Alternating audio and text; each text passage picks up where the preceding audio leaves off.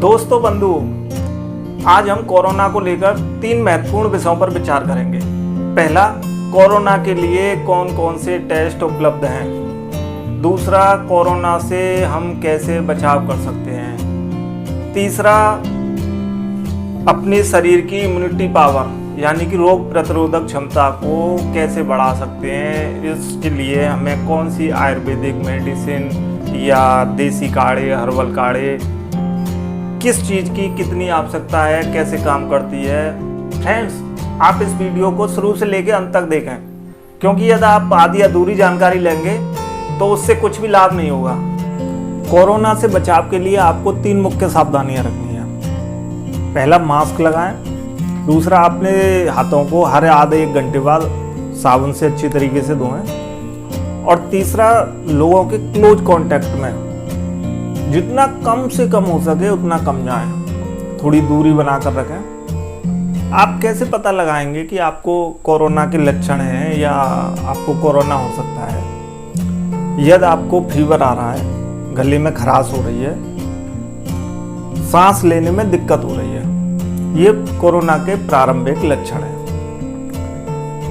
अगर प्रारंभिक रूप में ऐसा हो सकता है कि आपको फीवर बहुत हल्का हो, केवल बॉडी में पेन हो, थोड़ी सी गले में खराश हो, उसके बाद आपको कुछ घंटे बाद या 1 दिन बाद आपको ऐसा लगता है कि आपको सांस लेने में दिक्कत हो रही है, तो आप इसके लिए सबसे पहले अपने घर पर ही एक छोटा सा टेस्ट करके देख सकते हैं। ये ज़्यादा ऑथेंटिक नहीं है, लेकिन बहुत हद तक इससे आप डिसाइड कर सकते हैं कि अब आपको आगे की जांच की आवश्यकता है। आप लगभग 6 से लेकर 8 मिनट के लिए वॉक करिए, टहलिए, थोड़ा तेज स्पीड से, बहुत ज़्यादा तेज नहीं, थोड़ा सा तेज। यदि उस 6 मिनट 7 मिनट की वॉक के बाद यानी कि चलने के बाद यदि आपका ब्लड में ऑक्सीजन लेवल कम हो जाता है यानी कि 95 से नीचे होता है, इसका मतलब है कि आपको अब डॉक्टर की सलाह की आवश्यकता है। ब्लड में ऑक्सीजन का लेवल नापने के लिए एक बहुत ही छोटा सा डिवाइस आता है जिसे पल्स ऑक्सीमीटर कहते हैं। इसे आप साधारण मार्केट से खरीद सकते हैं और इतना सा डिवाइस होता है जिसे आप उंगली में लगाकर और अपने ब्लड का ऑक्सीजन लेवल नाप सकते हैं। कोरोना की अभी तक 2 तरह की टेस्टिंग उपलब्ध हैं। पहली RT-PCR और दूसरा कोरोना एंटीजन। RT-PCR टेस्टिंग की कॉस्ट इस समय लगभग ये वेरी करती है अलग अलग पैथोलॉजी के हिसाब से, वो 2500 से 4000 रुपये। और एंटीजन टेस्ट की इस समय कॉस्ट है लगभग 500 से लेके 700 साढ़े 700 रुपये।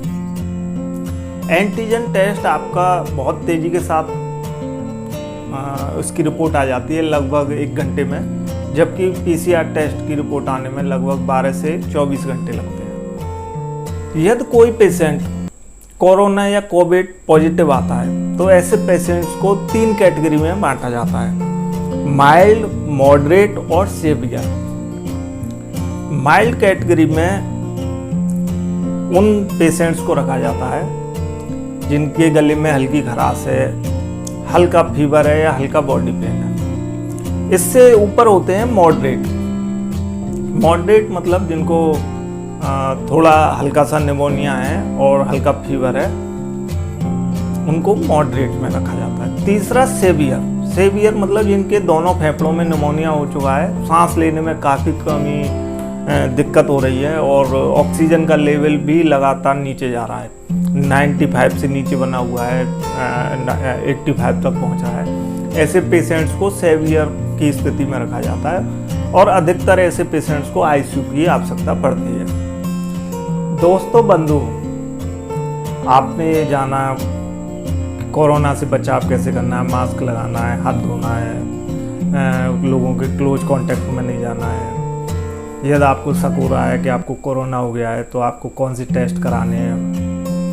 लेकिन अब सबसे बड़ा प्रश्न जो उठता है वो ये है कि बहुत सारे लोग ये सारी सावधानियां रख रहे हैं, उनमें से कुछ लोगों को फिर भी कोरोना का इन्फेक्शन या कोविड का इन्फेक्शन हो गया। कुछ ऐसे भी पेशेंट्स रहे, मरीज रहे सारी सावधानियों के बावजूद भी उनको कोरोना हुआ और वो थोड़ी सीवियर स्थिति में भी पहुंच गई। अब हम चाहते हैं कुछ ऐसा कि हमारी रोग प्रतिरोधक क्षमता, इम्यूनिटी इतनी बढ़ जाए कि यदि हमें किसी कारण से कोरोना हो भी जाए तो हम सीवियर स्थिति में, गंभीर स्थिति में ना पहुंचे। उससे पहले हमको कोरोना हो ही ना, ये सबसे बढ़िया बात।